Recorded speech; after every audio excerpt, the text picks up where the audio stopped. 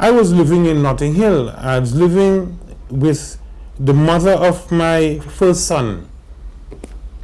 And 200 yards round the corner, a police officer was brutalizing blacks. And I, with my high-flown moral indignation, intervened and told blacks that we ought to have a demonstration. Up to that time, blacks hadn't moved to that kind of militancy before. I had known it in Trinidad. I had done it in Trinidad. And we called it demonstration against the police.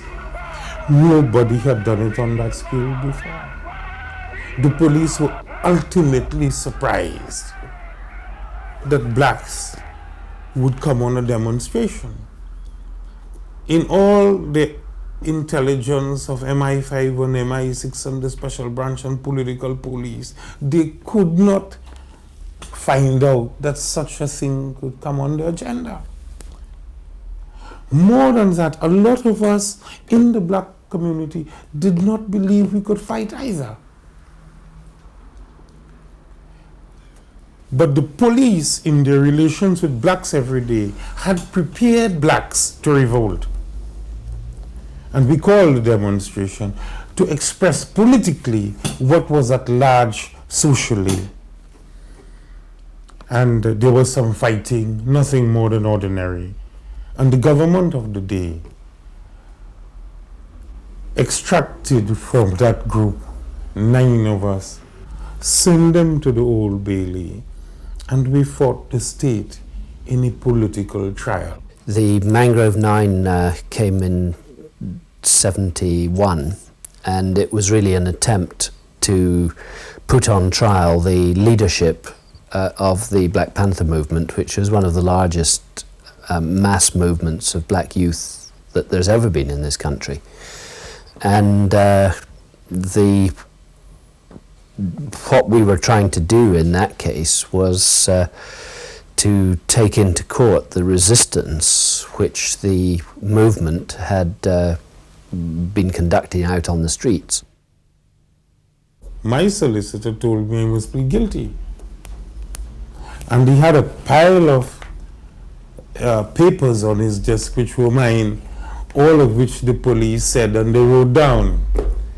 And I took my papers away, walked out his door and told him to suck salt and defended myself with a political outlook and issued a challenge. A jury of 10 English people and 2 blacks found me not guilty. And at the end of the day, I knew that there were white people I could convince who had never been in an organization anywhere. Ordinary whites, working whites, that I could speak to about what their police was doing to me and win.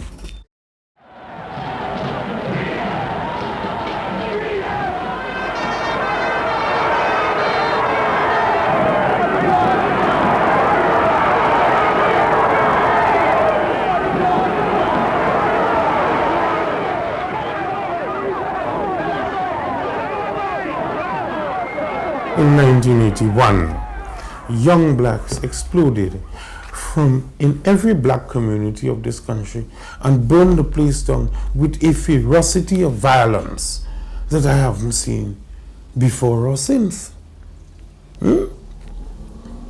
So in the Mangrove, they came on the demonstration. 20 years later, no demonstration now, masses of people burning down everywhere. And Brixton is only 2 miles from Parliament. They could have gotten there.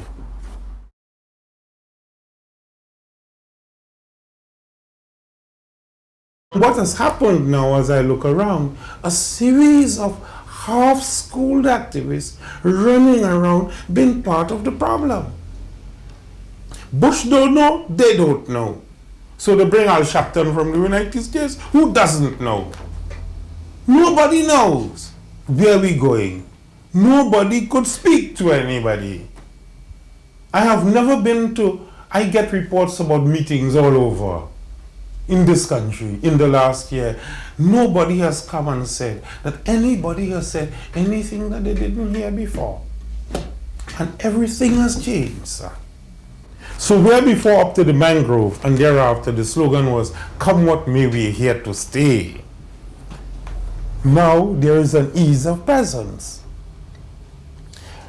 The uncertainty of being here is done.